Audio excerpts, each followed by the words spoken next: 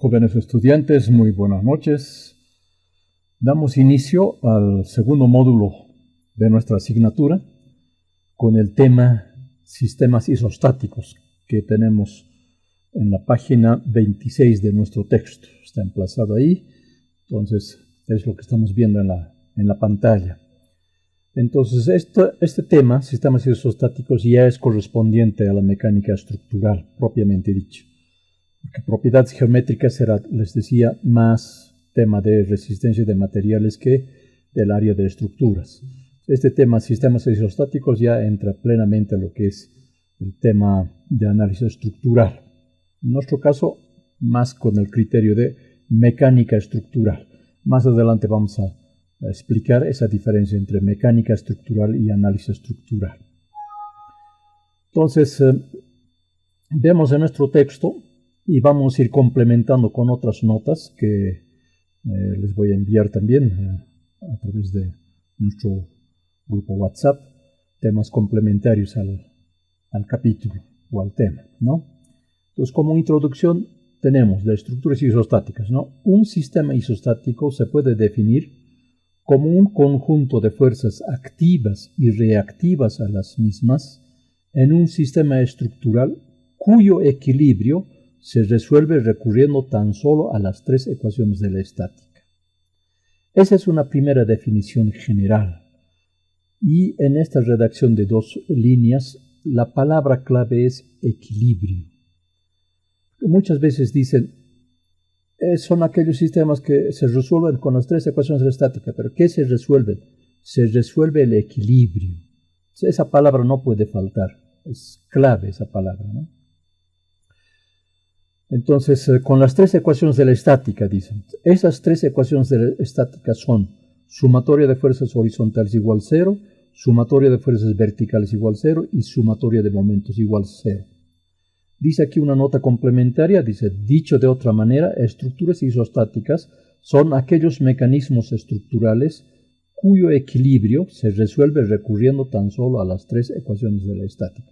Es otra forma de decir, ¿no?, lo que estamos mencionando en la parte superior. Además, no es solamente ese el concepto, además, para que el sistema se considere isostático, el número de incógnitas debe ser igual al número de ecuaciones disponibles en el sistema. Si se cumple esta condición, entonces el sistema es estáticamente determinado o es un sistema isostático. Como dice, además del sistema isostático, el número de incógnitas debe ser igual al número de ecuaciones disponibles. Entonces ahora hablamos de las ecuaciones disponibles. Las ecuaciones disponibles del sistema se constituyen de las tres ecuaciones de la estática, que son estas tres ecuaciones de la estática, más las ecuaciones de condición que se obtienen de la forma de conexión de los elementos que conforman el sistema estructural. Entonces, la forma de conexión de los elementos que conforman el sistema estructural es clave, es fundamental para determinar su condición de isostaticidad o hiperestaticidad. Vamos aquí luego a describir los tipos más comunes de estructuras isostáticas, pero a esta primera parte, que es el concepto teórico, vamos a complementar con otras páginas que tenemos como complemento. Y nos vamos a esta página que les voy a enviar adjunto por el grupo WhatsApp para que tengan este material. Es una hojita que lo voy a adjuntar. Define primero los criterios que vamos a utilizar, los términos que vamos a utilizar en el desarrollo del segundo módulo. Vamos a hacer uso de estos términos y para que ustedes sepan a qué nos referimos con esos términos, vamos a ir leyendo cada una de las partes para luego explicar nuevamente lo que son estructuras isostáticas en esta otra versión. Entonces tenemos la palabra estabilidad, que siempre va a ser un término usado. ¿Qué queremos decir con estabilidad? ¿Qué quiere decir estabilidad? ¿No? Condición de equilibrio sostenible. Ahora, este tema sostenible, en otra parte estamos también explicando, ¿no? Iremos por partes. Equilibrio. Estabilidad es equivalente a decir equilibrio, ¿no? Comportamiento o mecanismo equilibrado y firme de una edificación bajo la acción de cargas aplicadas y efectos naturales. Las cargas aplicadas son las cargas de uso. Y efectos naturales pueden ser, por ejemplo, el viento, el sismo. Esos son efectos naturales que también la estructura tiene que soportar. Y efectos naturales son del viento, las lluvias, el granizo, la nieve, todos son efectos naturales, ¿no? Luego tenemos un otro término, estructura. ¿Qué es una estructura? Mecanismo resistente, armazón. Se denomina estructura a un conjunto de elementos estructurales que conforman un armazón tipo esqueleto, comparando al humano, ¿no? Que sostiene equilibradamente una edificación, proporcionándole estabilidad sostenible. Este concepto de estabilidad sostenible es la meta a lograr en lo que es el análisis estructural, mecánica estructural, diseño estructural, como quieran interpretarlo. Pero la estabilidad sostenible, esa es la meta, ¿no? En el tema de área de estructuras. Elemento estructural. Hemos visto estructura y elemento estructural. Parte de un sistema estructural. Puede ser una barra, una viga, una columna, una barra. Todo material constructivo, único o compuesto, que cumple una función resistente y estable de forma sostenible, se constituye en un elemento estructural. Entonces, eso es la calificación de elementos estructurales. Sistema estructural, dicen. Tipo de mecanismo o modelo, es una modelación, a eso llamamos diseño, ¿no? La forma de combinar la función de los elementos estructurales para lograr el mejor mecanismo de soporte sostenible de una edificación se denomina sistema estructural. Ahora, una edificación no solamente es referido a edificios, a construcción de edificios, sino, por ejemplo, la construcción de puentes también son edificaciones. Entonces, todo elemento o todo sistema estructural que sea edificable es un sistema estructural. Sostenibilidad. El concepto de sostenibilidad es importante en el concepto de la mecánica estructural. El carácter de sostenibilidad se entiende como un equivalente a los conceptos de permanente, garantizado, duradero, perdurable durante la vida de la estructura. La estructura tiene también un tiempo de vida, no es que se califica de modo indefinido, eterno, no. En hormigón armado generalmente se estima una vida útil de 50 años. Tenemos evidencias de que hay estructuras que tienen más de 300 años, dependiendo de la buena conservación. Pero la responsabilidad del estructurista para la vida útil de una estructura está más o menos catalogado en los 50 años.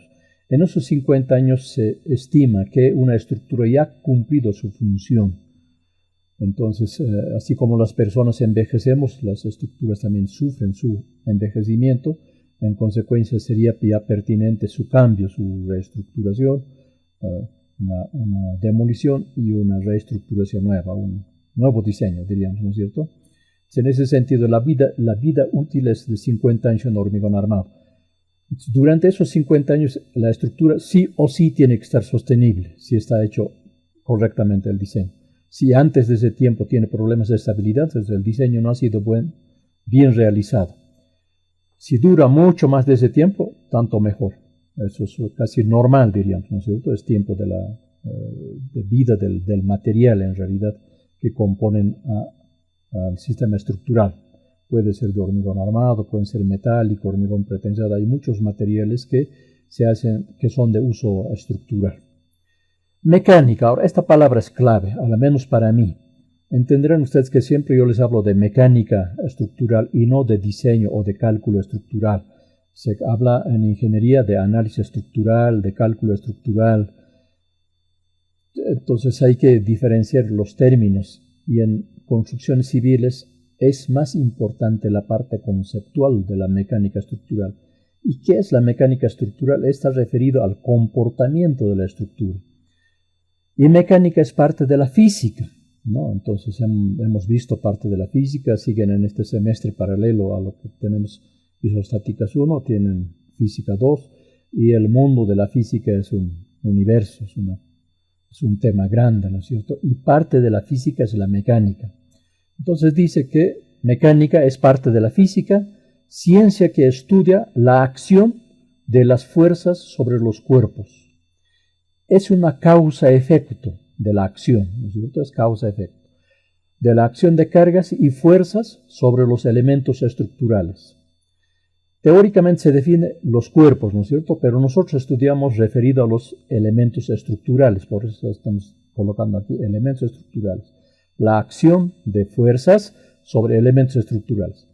Se distinguen dos efectos, efectos a lo largo de la barra y efectos en la sección transversal de la barra. Esto es importante distinguir.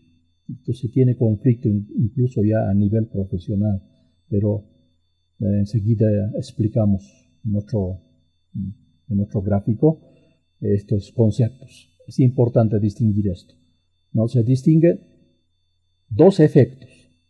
Efectos a lo largo de la barra y efectos en la sección transversal de la barra. Esa parte sería bien que lo resalten y lo vamos a ver dentro de un momento su importancia. Luego, mecánica estructural. Entonces, estamos en mecánica y aquí estamos ya, porque la mecánica es un universo, decíamos. En cambio, estamos yendo ya a un área específica que es la mecánica referida a la parte de estructuras, ¿no? Mecánica estructural. Estudio de la funcionalidad o comportamiento de elementos estructurales y sistemas estructurales. Entonces, está referido eso. Primero a sistemas estructurales y dentro de un sistema estructural existen los elementos estructurales. Podríamos decir también que los elementos estructurales conforman un sistema estructural y la mecánica estructural estudia la funcionalidad, el comportamiento de esos sistemas estructurales en consecuencia de elementos estructurales también, ¿no? Mecanismo, comportamiento, funcionamiento de un elemento o sistema estructural bajo las leyes de la mecánica. Cuando decimos las leyes de la mecánica, estamos diciendo las leyes de la física también, ¿no? De acuerdo a los requerimientos de la función estructural. Entonces, cada elemento estructural cumple una función estructural. Entonces, de acuerdo a eso va a estar diseñado y va a tener su comportamiento también pertinente a esa función. Entonces, son los términos que tenemos, que utilizamos en el desarrollo de la asignatura. Y he querido registrarlo acá para que tengamos un referente de lo que queremos significar, de lo que queremos decir cuando utilizamos estos términos. Puede que en otras bibliografías, también en la versión de otras asignaturas, no tenga la misma definición. Es que depende de en qué parte de la física lo estamos encarando. Por ejemplo, el análisis estructural tendrá una otra calificación que la mecánica estructural, ¿no? Mientras que la mecánica estructural estudia la funcionalidad del comportamiento, el análisis estructural estudiará específicamente la acción de las fuerzas, ¿no? O de las cargas, el efecto directamente. En cambio, el comportamiento es un otro concepto un tanto genérico, general, ¿no es cierto? Entonces, eso, a medida que ustedes van avanzando en el conocimiento de la mecánica de estructuras, mecánica estructural, lo van a ir comprendiendo, asimilando ya con mayor certeza. Pasamos aquí a leer un otro concepto de lo que tenemos en el texto. He querido redactar otro que sea un poco, de repente, más claro y más pertinente.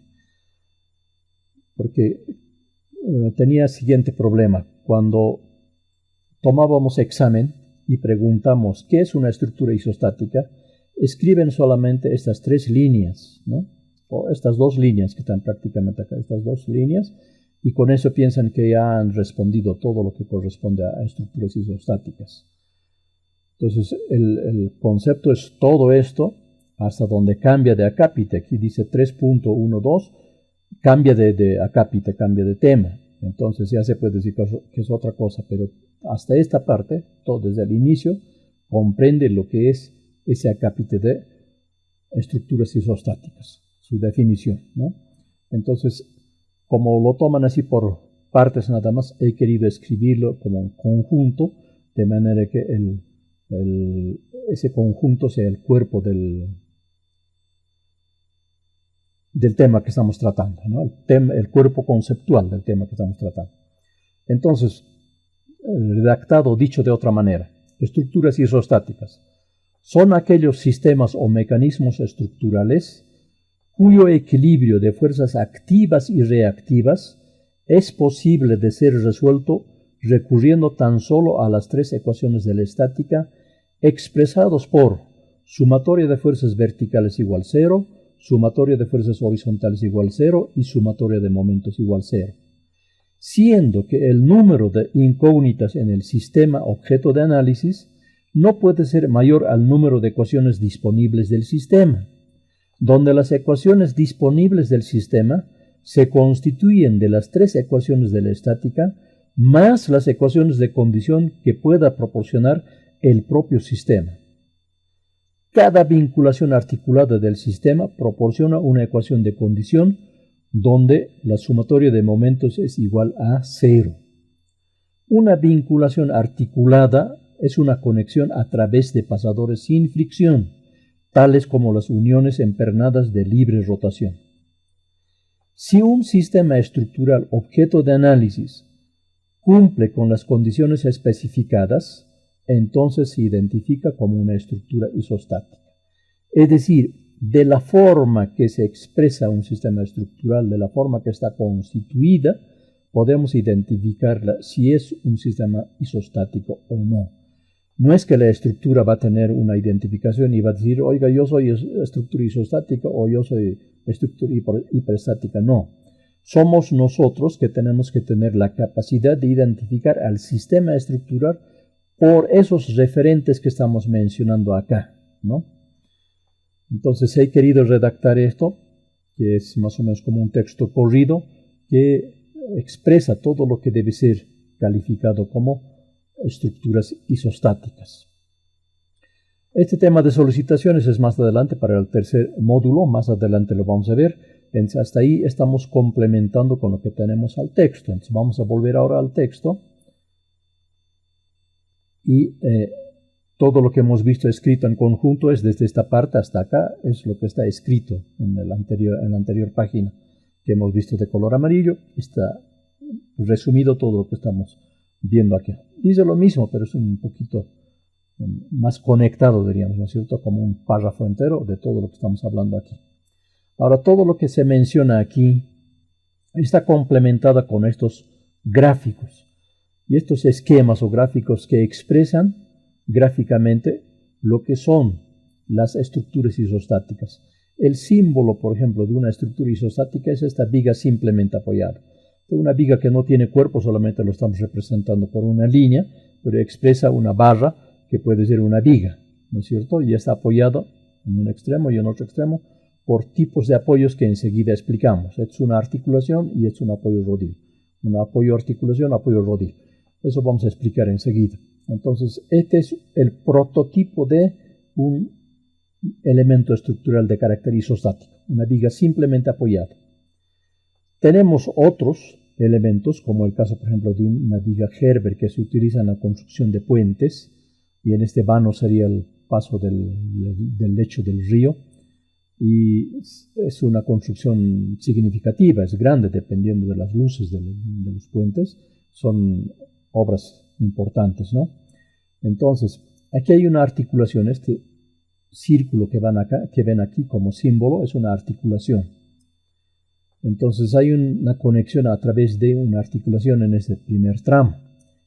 Este elemento, hasta este círculo, hasta la articulación, es una viga simplemente apoyada con una extensión de voladizo. Es una viga simplemente apoyada con una extensión de voladizo. En el otro extremo ocurre lo mismo, es una viga simplemente apoyada y con una extensión voladizo. Entonces, el conjunto hace una viga Gerber y todo este sistema se puede calcular con estas tres ecuaciones de la estática. Es un sistema isostático. ¿Cómo vamos a determinar que es un sistema isostático? Vamos a ver cuántas componentes de reacción genera el sistema. Aquí tenemos dos incógnitas en este apoyo, que es una reacción vertical y una reacción horizontal. Son incógnitas. Y en este apoyo, que es apoyo rodillo, genera una sola incógnita. Entonces, en total tenemos tres incógnitas. y tenemos aquí tres ecuaciones de la estática. Entonces, si tenemos tres ecuaciones y tres incógnitas, podemos resolver el sistema con estas ecuaciones de la estática. Esa condición tiene que darse, ¿no? Que el número de incógnitas no puede ser mayor al número de ecuaciones disponibles del sistema. Entonces, eso estamos aplicando aquí. Esta parte es isostática. Ahora aquí tenemos más componentes de reacción, ¿no es cierto? Aquí tenemos una reacción, otra. Ya son 2, 3, 4, 5 incógnitas tenemos acá.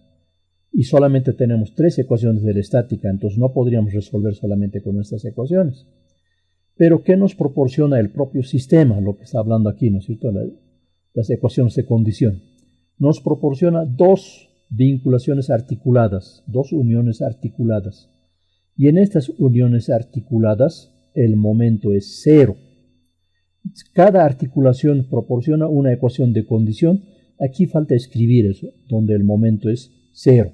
En la otra página que hemos visto, en la página complementaria, aquí les estoy mencionando, ¿no? Condición donde el momento es cero, la sumatoria de momentos es cero.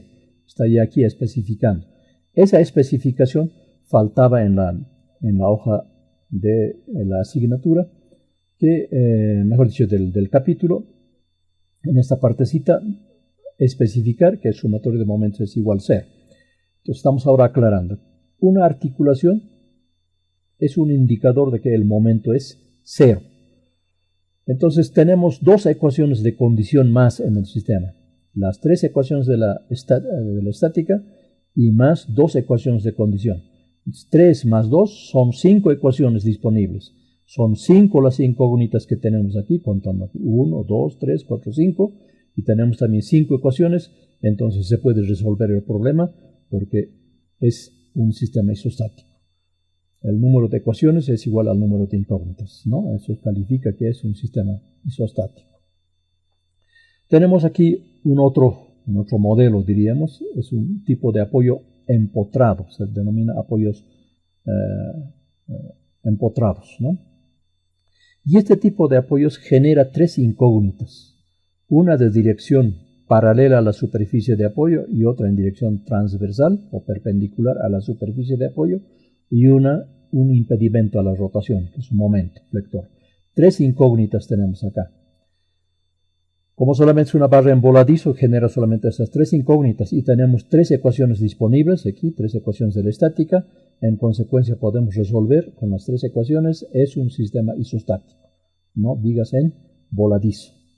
Tenemos aquí otro sistema que es similar a lo que tenemos barra simplemente apoyada, solamente que aquí se está extendiendo a partir del apoyo rodillo un tanto más, el elemento barra o la viga, que hace un tramo voladizo. Entonces una viga simplemente apoyada con voladizo, ¿no? Y aquí tenemos una cosa similar, pero con doble voladizo. A ambos extremos se extiende la barra en voladizo. Entonces es un sistema también isostático porque solamente tiene tres incógnitas. Contempla voladizos que se pueden resolver tranquilamente, pero es un sistema isostático. Aquí tenemos un otro modelo que es generalmente sistema reticular, que también en este segundo módulo lo vamos a ver, sistemas reticulares. Entonces, en una primera instancia, interpretamos este sistema como si fuera este sistema simplemente apoyado. Solo que no es una barra única. Aquí está constituida, la barra está constituida por un conjunto de sistemas reticular, ¿no? Hay unas barras que hacen sistemas reticulares, como lo están viendo. Los centros son vacíos. Hipotéticamente, ¿cómo consideramos? Como si fuera una barra con esta forma geométrica, elemento lleno. Solamente que como está constituido por barras simples, va a ser mucho más liviano y su comportamiento va a ser como si fuera una viga entera, de alma llena, ¿no? Más adelante vamos a explicar los pormenores, pero como está apoyado en dos apoyos, articulación y rodillo, genera tres componentes de reacción. Tres son las ecuaciones de la estática, entonces esto también es un sistema isostático. Y se denomina, cuando tenemos estos casos, externamente isostático, por los tipos de apoyo y el sistema estructural, externamente isostático. Y vamos a tener una otra valoración, un otro análisis, que si internamente es también isostático o no. O sea que por la composición de estas barras que conforman el sistema, vamos a analizarlas cuando estemos en el sistema reticular, en el tema sistemas reticulares, la isostaticidad de este sistema. Hay una forma de evaluar también su condición de isostaticidad. Entonces es un sistema isostático. Tenemos otra figura acá, y como verán, está en dos planos. Tenemos un tramo acá, un tramo vertical y otro tramo horizontal con un voladizo. Y aquí es un tramo tipo voladizo, colgado diríamos acá, está conectado por articulaciones. Y si contamos aquí la cantidad de incógnitas, tenemos 1, 2, 3, 4, 5 incógnitas tenemos. Son solamente 3 las ecuaciones de la estática, esto estaríamos insuficiente por ecuaciones, pero aquí, como observamos, nos proporciona una articulación y otra articulación. Nos genera el sistema 2 ecuaciones de condición. Entonces esas 2 ecuaciones suman a las 3 de la estática, entonces harían 5 ecuaciones. Son 5 aquí las incógnitas, en consecuencia es un sistema isostático, porque tiene el mismo número de ecuaciones a las incógnitas. Este otro sistema es un triángulo, ¿no? Y es apoyado en una articulación y en otra articulación. Como son apoyos articulados, genera 2 componentes de reacción, una horizontal y una vertical acá, y aquí lo mismo. Son 4 incógnitas.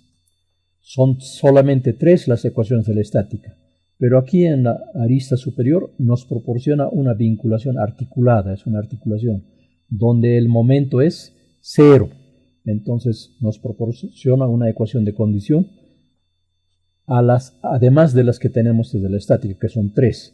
3 más 1, 4. Y 4 son las incógnitas, entonces esto se puede resolver de manera isostática.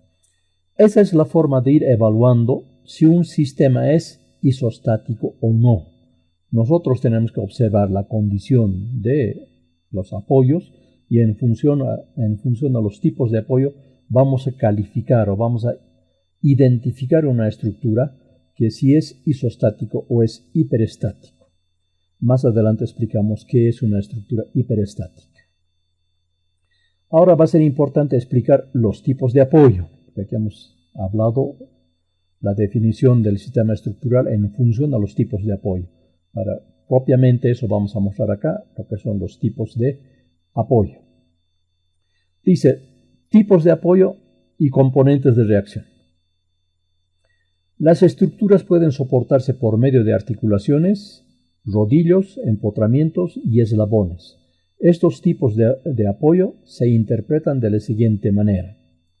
Entonces, como dice, interpretan, esto es una simbología, ¿no? Es una simbología que es bueno entenderlo de la siguiente manera.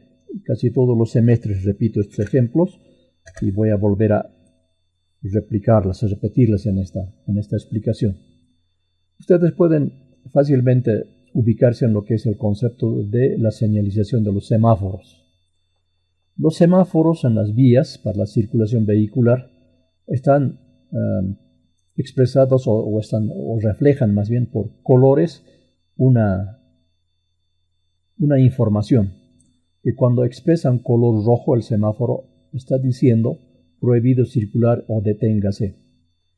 Si refleja un color amarillo, entonces es equivalente a decir atención. Y si refleja un color verde, entonces dice circulación libre, puede circular. Entonces es un lenguaje, ¿no es cierto? Los semáforos, un lenguaje de comunicación que da una información al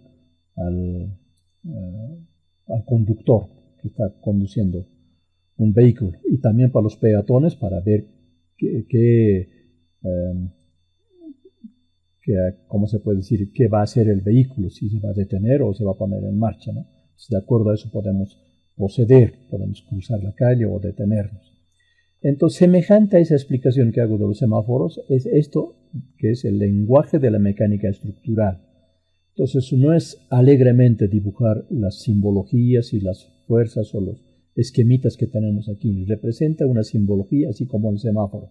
Porque si en el semáforo colocaran, por ejemplo, una luz azul en vez de verde o en vez de rojo, ¿Cómo se podría interpretar? Uno quedaría totalmente desconcertado, no sabría qué quiere decir, qué se tiene que hacer cuando refleja una luz azul, ya no sabría cómo interpretarla, ¿no es cierto?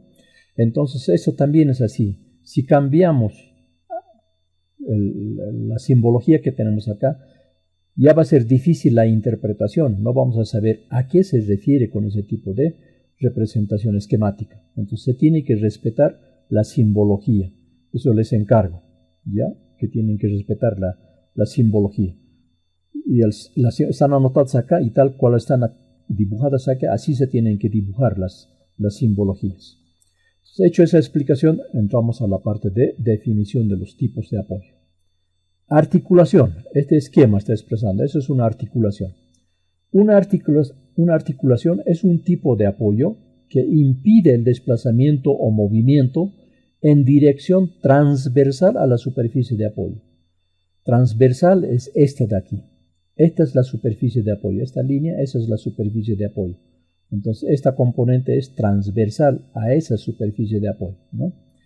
Como así, en dirección paralela a la superficie de apoyo. Esta fuerza, Fx, es paralela a la superficie de apoyo, ¿no? Entonces dice, como así, en la dirección paralela a la superficie de apoyo, pero no impide tendencias de rotación alrededor de su eje transversal de apoyo. Aquí vamos a asumir un eje transversal, una profundidad, diríamos, ¿no es cierto? Si pensamos en un plano tridimensional, entonces alrededor de ese eje, este elemento podría tender a rotar. Entonces esa tendencia es libre en una articulación, no impide, dice, tendencias de rotación alrededor de su eje transversal de apoyo. En muchas bibliografías ustedes van a encontrar rotación libre, ¿no? En la mayor cantidad de bibliografía, estamos hablando de libros, de estructuras isostáticas y de estructuras en general, ¿no? Pero yo quiero aclarar algo referente a ese concepto de rotación libre. Nosotros estamos referidos a lo que es las obras civiles, construcciones, ¿no es cierto?, de obras civiles. Si una obra civil tuviera un elemento como una viga, por ejemplo, que tuviera una rotación libre, sería tanto equivalente como una hélice de los aviones, una rotación libre, sea a la izquierda o la derecha, tendencia a las agujas del reloj, o sentido contrario, una rotación libre. Si se da esa condición, una edificación perdería totalmente la estabilidad, ¿no es cierto? Ya ninguna obra civil puede tener esa cualidad de rotación libre. Lo que existe son tendencias de rotación y no rotación libre. Podría haber en otras situaciones, como las hélices de avión, por ejemplo, ahí sí, rotación libre, ¿no? Es una articulación, rotación libre. Pero en obras civiles más se habla de tendencias de rotación que rotación libre. Cuando llegamos a una rotación libre ya es el colapso de la estructura. Entonces, simplemente aclarar de lo que corresponde a la asignatura.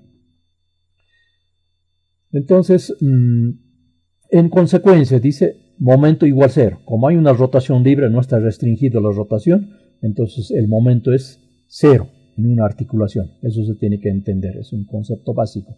El momento en una articulación es cero. Genera solamente dos componentes de reacción. Una de dirección transversal a la superficie de apoyo y una de dirección paralela a la superficie de apoyo. Esas son las definiciones. También una buena parte tienen una definición de que dice la reacción vertical y la reacción horizontal, como que un sistema estructural solamente estuviera destinado a los planos horizontal y vertical, como el que estamos viendo acá. Predomina esta dirección, sí, pero un elemento puede estar también en un plano inclinado, ¿no? Ascendente, descendente, puede tener una dirección que no sea la horizontal. Entonces, por eso las definiciones están en función a la dirección de la superficie de apoyo. No está en función a la dirección de la barra o de la viga del elemento estructural. Está hablando de la superficie de apoyo, no del elemento estructural, ¿no? Entonces, son paralelas o perpendiculares a la superficie de apoyo. Eso se tiene que entender. La mayoría interpreta en función a la dirección de la barra o de la viga. No, es un error. No está en función a la dirección de la barra, sino a la dirección de la superficie de apoyo.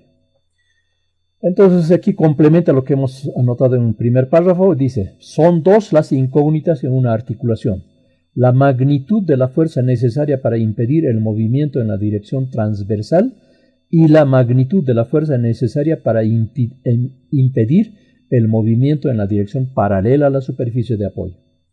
Entonces, esto está definiendo lo que es un apoyo articulado o una articulación, ¿no?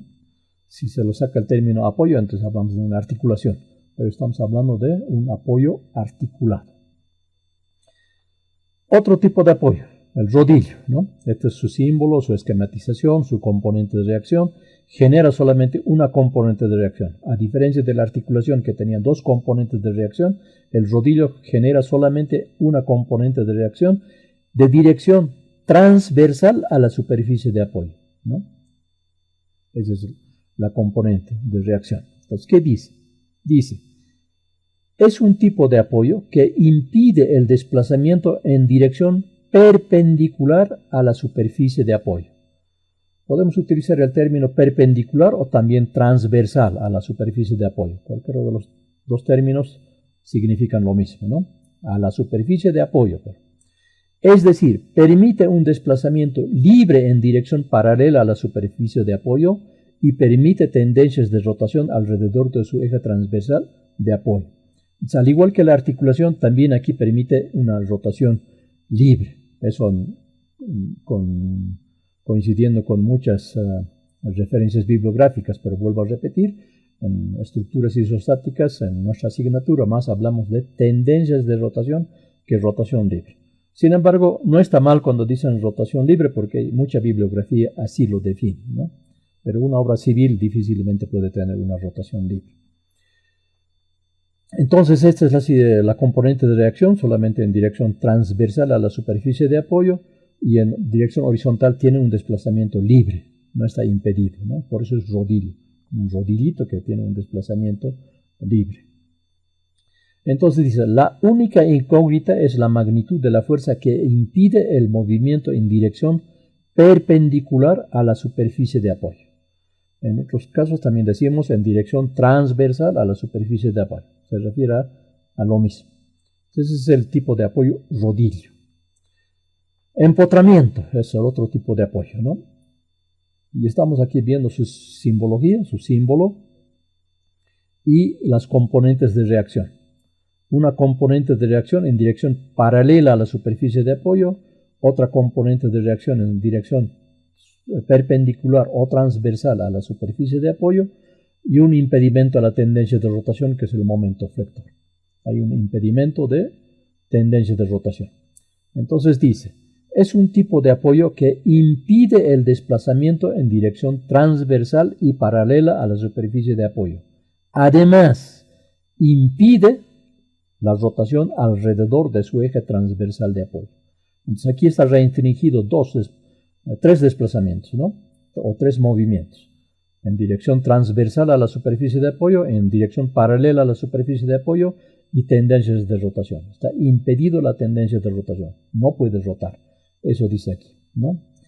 Se tiene aquí tres incógnitas. Las magnitudes de las fuerzas para impedir el movimiento en las direcciones transversal y paralela y la intensidad de momento para impedir la rotación. Entonces, este tipo de apoyo es el que más vamos a utilizar, es el más desarrollado, el más estudiado, ¿no? Generalmente llegamos a esta situación de reacciones. Hay reacciones simples también, como la articulación que tenemos con dos componentes de reacción, y también hay las de una sola componente, pero los que generalmente se utilizan son las de tres componentes de reacción, ¿no? Los empotramientos. Esos son los tres tipos de apoyo que definen el tipo de estructura que tenemos aquí. El grado de isostaticidad o hiperestaticidad se define a través de los tipos de apoyo que sustentan la estructura. Entonces es importante esta definición, entenderla, comprenderla, y en realidad hay que esto manejarlo, digamos, ya como un referente, como un lenguaje para la solución de los problemas que vamos a desarrollar. Si nosotros no sabemos esta definición de cada uno de los tipos de apoyo, difícilmente vamos a poder resolver los ejercicios de la materia o del tema que vamos a desarrollar, ¿no? Entonces esto es también un tema cantado de examen. Pues en todos los semestres se preguntan los tipos de apoyo. Entonces eso tienen que saberlo, como decimos, sí o sí tienen que saber estos conceptos. Y una buena definición, ¿no? Una especificidad, es decir, tenemos que dominar estos conceptos y estos criterios.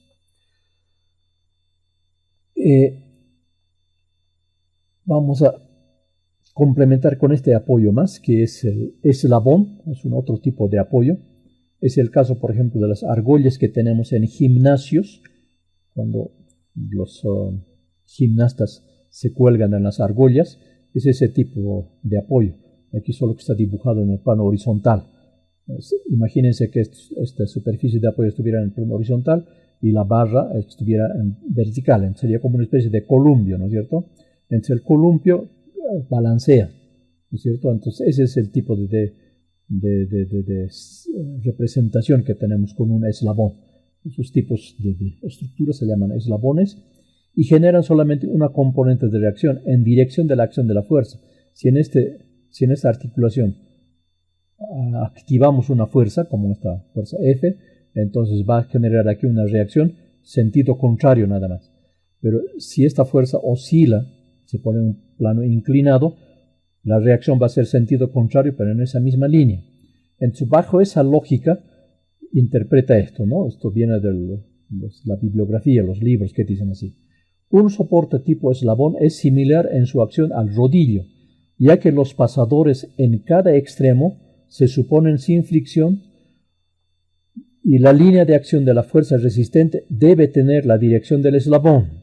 En este caso, solo se tiene una incógnita, la magnitud de la fuerza en dirección del eslabón.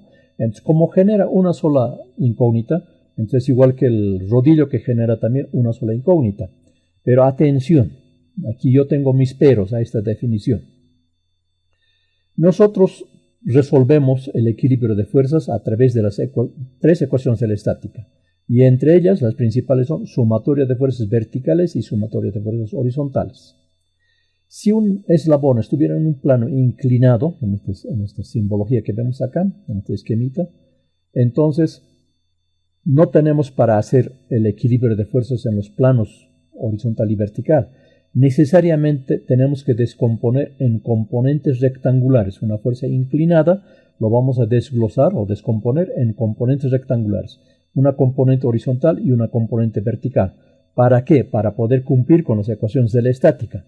Entonces, si tenemos dos componentes de una fuerza inclinada, entonces ya van a ser dos componentes de reacción. Esas dos componentes de reacción son similares a lo que tenemos en una reacción, mejor dicho, un apoyo articulado, que genera dos componentes de reacción.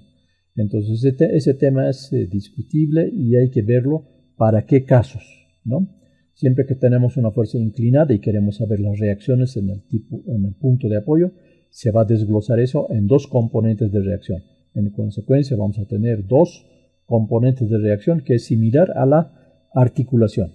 Ya no sería simplemente al tipo rodillo, ¿no? Entonces hay que tener un especial cuidado de tratar los temas. Si en caso la fuerza fuera solamente horizontal o fuera solamente vertical, entonces en ese caso sí tenemos solamente una componente de reacción. Pero para una fuerza inclinada ya es lo que hemos explicado, ¿no?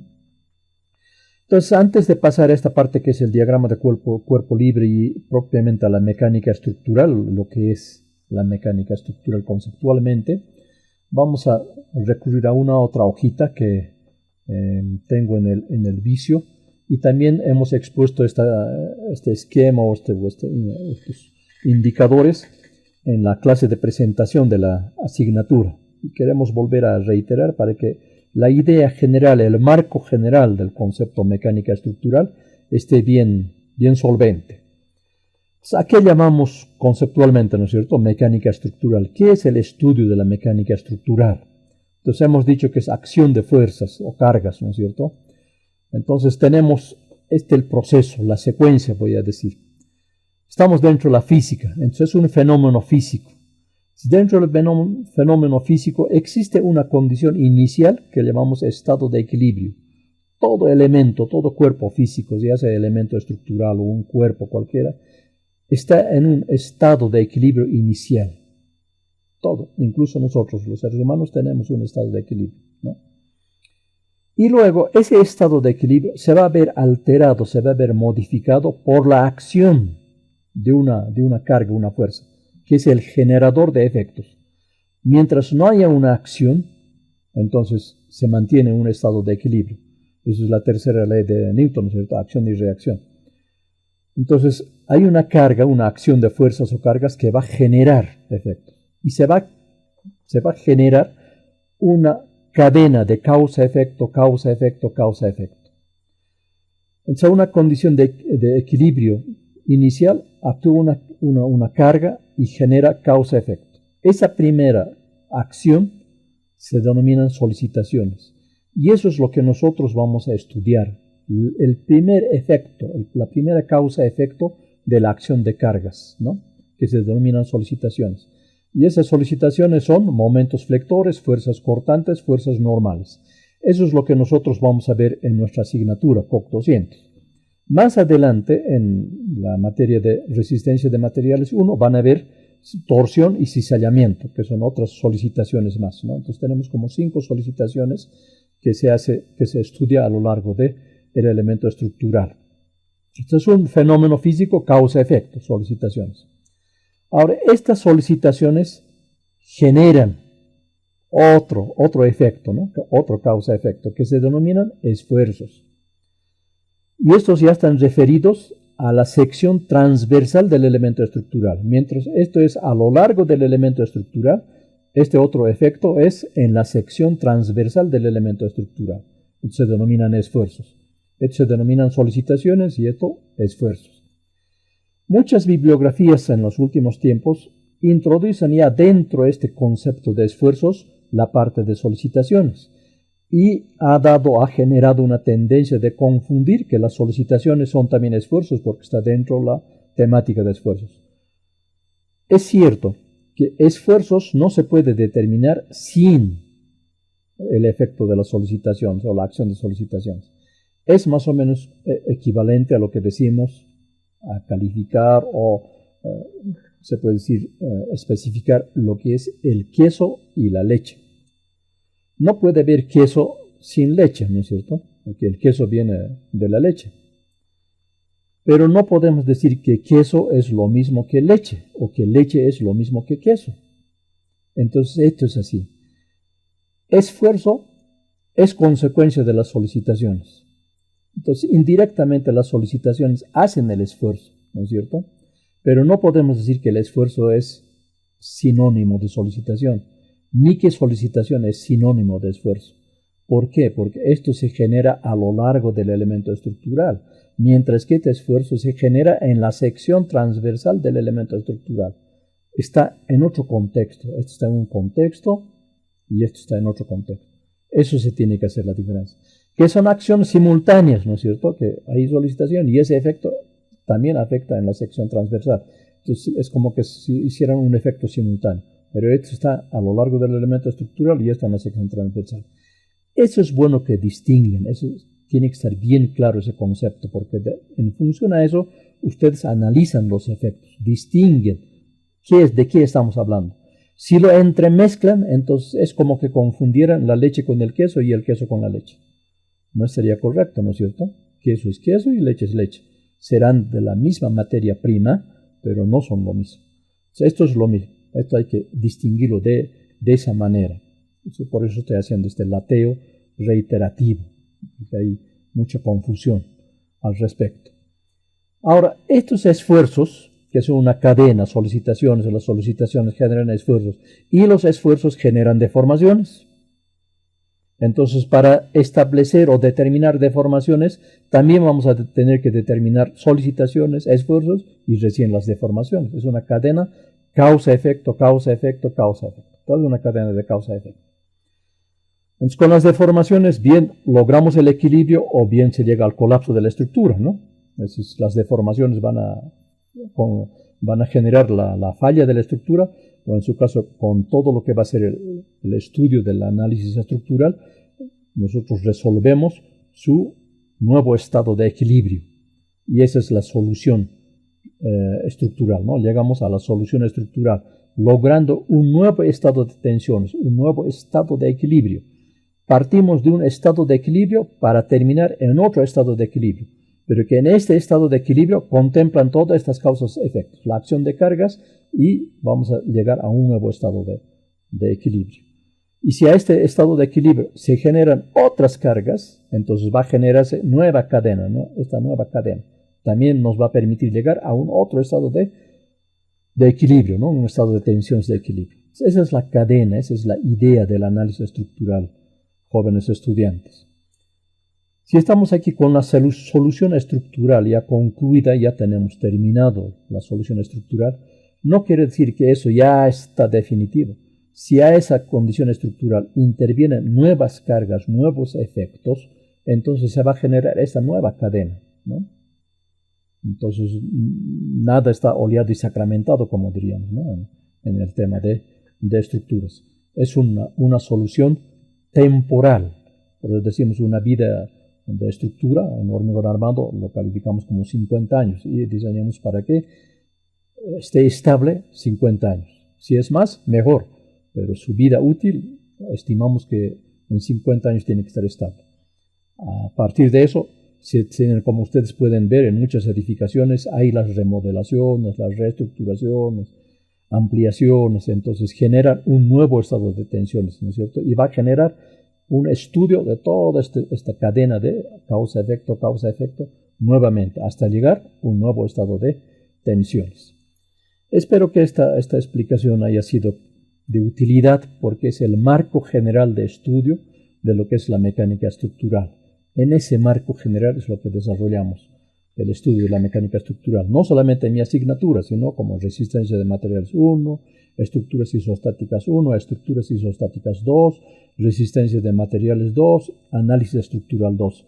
Y todavía suman a esto las asignaturas aplicativas, como son madera y metal, hormigón armado y fundaciones. Esas son materias aplicativas de todo este concepto que desarrollamos acá, aplican en madera y metal, hormigón armado y fundaciones, porque ya son temas aplicativos, ya de solución estructural, de diseño estructural, ¿no? Entonces, ahí se aplican todos estos conocimientos. Entonces he querido entretenerme ahí para que ustedes tengan claro la idea de la mecánica estructural. Ahora volvemos a nuestro texto. Entonces estamos aquí en un esquema nuevo que nos permite dar una idea general de lo que es un sistema estructural, el análisis, estudio, ¿no? del comportamiento de estructuras, y vamos a hacer uso de un concepto matriz que aquí no está anotado, en alguna parte del texto está, pero vamos a tener complementos, vamos en algún punto a escribirlo específicamente, y es el referido a lo siguiente, que dice: si un sistema estructural está en equilibrio, este es un sistema estructural, todo es conjunto, ¿no? Si este sistema estructural está en equilibrio, cada una de las partes que conforman el sistema también está en equilibrio. Entonces aquí este sistema está conformado, ya lo hemos vectorizado aquí, lo hemos transportado aquí en tipo de elementos, ¿no es cierto? Tenemos aquí una barra horizontal, que es esta. Este es un sistema propio ya.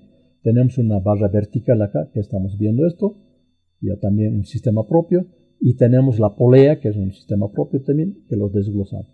Entonces este sistema lo hemos desglosado en 3 componentes, ¿no? Son 3 partes del sistema estructural. Y como dice el concepto, si un sistema estructural, ya sea esta o esta condición, está en equilibrio, cada una de las partes que conforma el sistema estructural también está en equilibrio. Entonces, ese concepto matriz es de mucha utilidad. ¿Por qué razón? Si nosotros queremos resolver la condición de equilibrio de este sistema así entero como está, es más complejo, es más difícil de abordarlo, porque tenemos aquí una incógnita, otra incógnita, tenemos 4 o 5 incógnitas aquí, ¿no? Y tenemos que buscar dónde tenemos vinculaciones articuladas para buscar sitios donde el momento es 0. En cambio, si desglosamos el sistema en partes, Entonces es mucho más fácil hacer el equilibrio de fuerzas. Aquí nada más tenemos que hacer el equilibrio de fuerzas. Sumatoria de fuerzas verticales igual 0, sumatoria de fuerzas horizontales igual 0, y ya está resuelto el equilibrio de este sistema. Aquí lo mismo, ¿no? Hacemos solamente sumatoria de fuerzas verticales igual 0 y sumatoria de fuerzas horizontales igual 0. Y ya está resuelto el problema. Aquí lo mismo, aquí tiene sumatoria de fuerzas horizontales igual 0, sumatoria de fuerzas verticales igual 0. Aquí, por ejemplo, es bien simple, ¿no? Tenemos una sola componente horizontal como incógnita. Quiere decir que va a ser igual a esta componente W, porque esas dos fuerzas tienen que estar en equilibrio. Como no hay más fuerzas, estas dos fuerzas son iguales. Es la única manera de que se dé la condición de equilibrio. Y en el plano vertical lo mismo. Esta fuerza ascendente va a ser igual a esta fuerza descendente, a W, porque de otra manera no se equilibraría en el plano vertical. No habría sumatoria de fuerzas verticales igual 0. Entonces esto ya de antemano sabemos que C sub Y es igual a W. Lo mismo que C sub X es igual a W, ¿no? A esas fuerzas. Ya se está resolviendo ahí sin mayor problema. Y lo mismo aquí, que la suma del R sub dx con B sub X va a ser igual a W, ¿no? Porque están hacia la izquierda y está hacia la derecha. La suma de estas dos fuerzas tiene que dar lo mismo que W para que la sumatoria de fuerzas horizontales dé igual 0 y cumpla con la ecuación de la estática, ¿no es cierto? Aquí en este caso, esta componente R sub dy tiene que ser igual a dy. De otra manera no se produciría el equilibrio de fuerzas. Entonces aquí se simplifica el tratamiento. Es nada más hacer el equilibrio de fuerzas en el plano vertical y en el plano horizontal. Y lo mismo va a ocurrir aquí. Entonces ese criterio es bien importante, ¿no? Muchas veces queremos resolver el problema así en conjunto y nos hacemos toda una complejidad, un problema grande, que cuando lo desglosamos por partes, muchas veces tenemos que recurrir nada más a la sumatoria de componentes o de incógnitas que tenemos, como estamos viendo aquí. Suficiente con sumatoria de fuerzas verticales 0 y sumatoria de fuerzas horizontales 0. No estamos aplicando ya ni siquiera momentos, ¿no? Entonces, es simple la resolución de estos problemas cuando los sabemos tratar. Ahora, no todos los casos pueden ser tan sencillos, ¿no? Hay también sus grados de complejidad que lo vamos a ir viendo conforme vayamos avanzando el desarrollo del tema. Descrito eso, que luego vamos a analizar con números, con valores numéricos, estamos explicando las generalidades, los conceptos generales. Vamos a la parte de momento de una fuerza y par de fuerzas. Esta es la parte, digamos, tal vez más compleja, más importante, que nos va a llevar a afinar este concepto ya en el tercer módulo.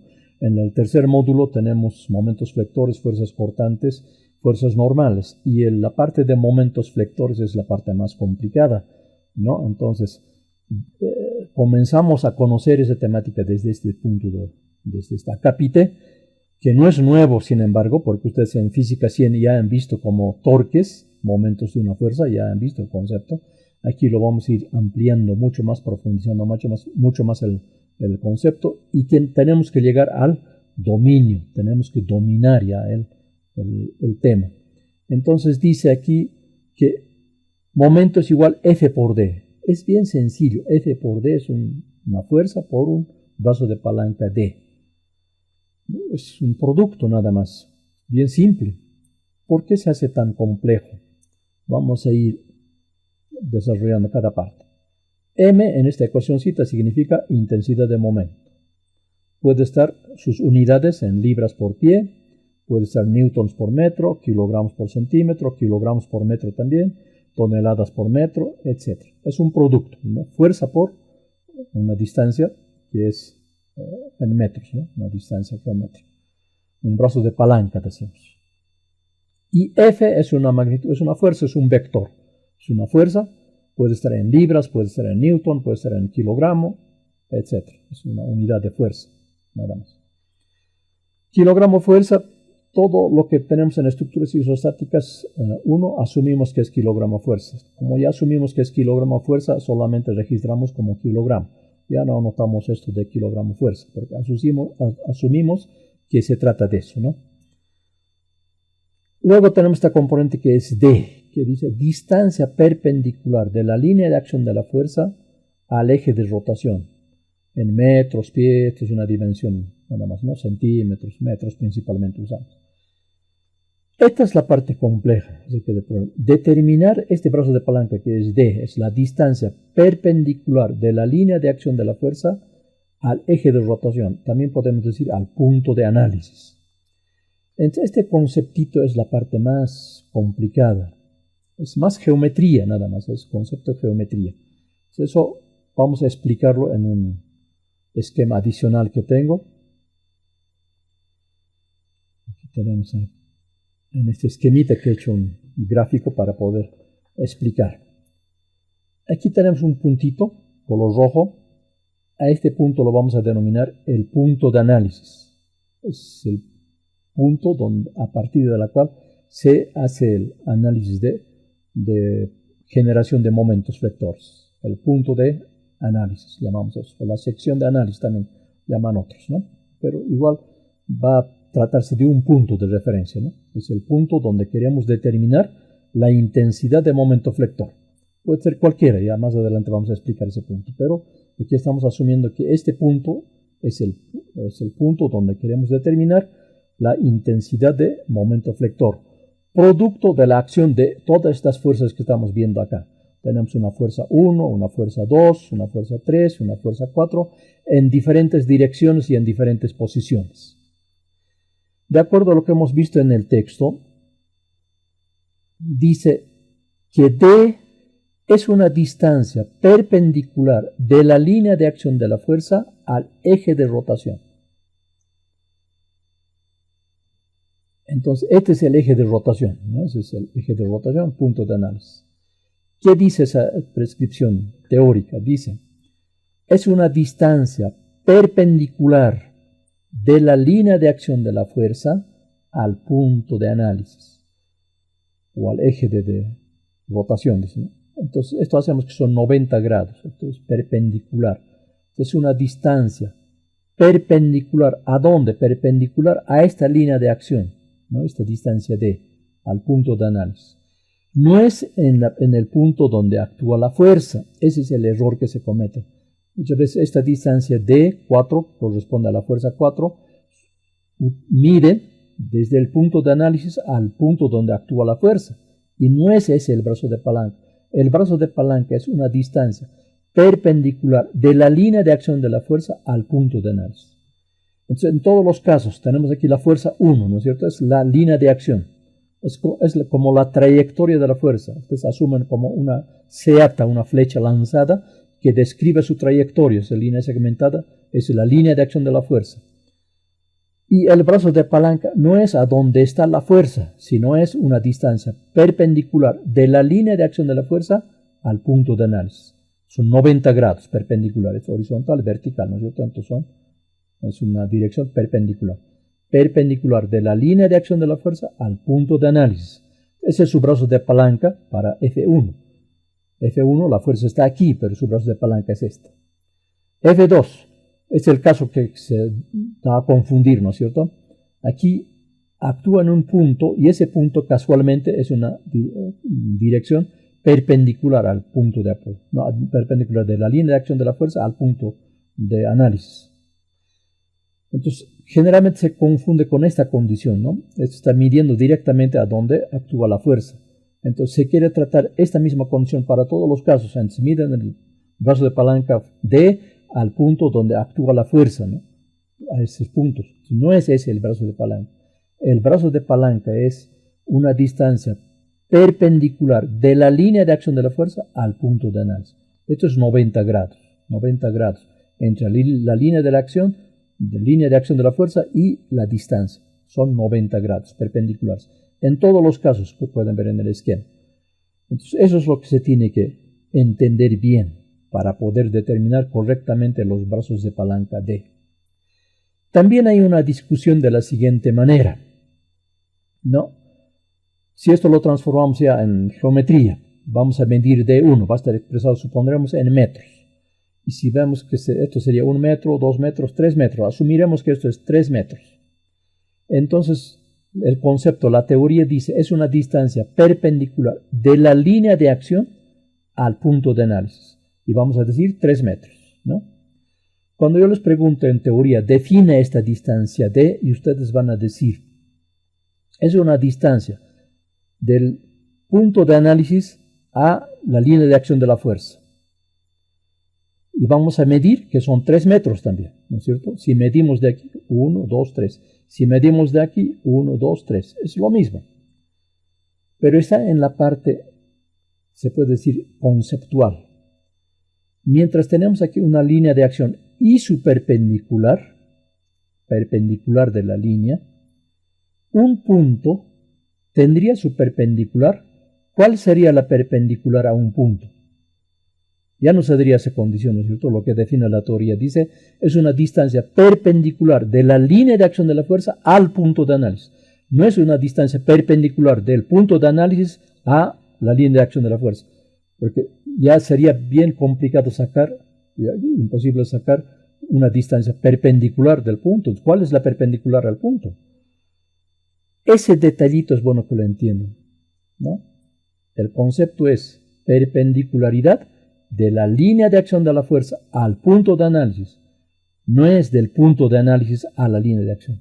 Que va a ser la misma medida, la misma distancia, va a ser la misma dimensión, cierto, pero el concepto es lo que importa aquí. Es una distancia perpendicular de la línea de acción de la fuerza al punto de análisis. Yo sé que debo estar lateando mucho, que estoy siendo muy repetitivo, jóvenes muchos que están aburriéndose, pero ese es un concepto fundamental y a los años que dictamos la materia hemos visto que esa es la parte más complicada, la parte donde más error se comete, simplemente por no saber definir esta distancia. Ese concepto tiene que estar bien claro. Si eso está bien entendido, entonces todo el resto es sencillo, es nada más determinar que esto ya está casi dado, es un vector nada más simple, multiplicar por su brazo de palanca. El encontrar esta distancia perpendicular es la complejidad. Y como verán, es todo geometría, nada más es geometría. Es saber manejar geometría, hacer triangulaciones y se determinan esas distancias, ¿no? En muchos casos ya van a estar acotados, como estos que son perpendiculares, y va a haber ya distancias que se pueden medir directamente. Pero como estos que son inclinados en diagonal, entonces hay que hacer un tratamiento de geometría, encontrar datos referentes de manera que nos permita determinar esta distancia, ¿no? Que se cumpla la condición de perpendicularidad de la línea de acción de la fuerza. Entonces ese es el tema central que se tiene que dominar. Si esto ya se tiene entendido, comprendido, es nada más aplicar. Es como que haber aprendido a leer, y una vez que uno sabe leer, puede nomás leer cualquier texto, ¿no es cierto? Entonces igual, cualquiera sea la condición de cargas, ustedes ya van a aplicar correctamente, si lo entienden correctamente todo esto, con claridad. Si aquí hay dudas, si esto no está entendido, entonces corren el riesgo de cometer error en cualquier otro procedimiento que sea distinto, digamos, a lo que se han hecho en ejemplos aplicativos. Les cambian la forma y ya no saben dónde determinar las distancias. Entonces el concepto es el concepto rector. Por eso les encargo esta parte. Entonces volvemos otra vez ahora a nuestro texto. Y ese es el fundamento de esta parte teórica. Como esta parte teórica es un tanto pesado y vamos a, antes de seguir avanzando, que esto ya son aplicativos, vamos a quedar en ese punto, como dándoles como una especie de tarea, no es para entregar, sino para que ustedes lo desarrollen, esta parte conceptual, entenderlo, repasar tal vez sus anotaciones de física 100, donde han hecho torques, momentos de una fuerza, han hecho esos temas, ejercicios, lo pueden repasar, y en función a lo que hemos explicado, tratar de entender todo esto. Y vamos a entrar la siguiente clase ya a las partes aplicativas ya de este concepto. Pues ya no vamos a estar explicando cómo es nuevamente, simplemente ya entramos a la aplicación, porque tenemos ya que tener entendido el concepto que vamos a aplicar más bien. Entonces quedamos ahí, jóvenes, por esta clase. La siguiente clase estamos desarrollando ya un poco más procedimientos prácticos. Bueno, Muchas gracias, que tengan buena noche.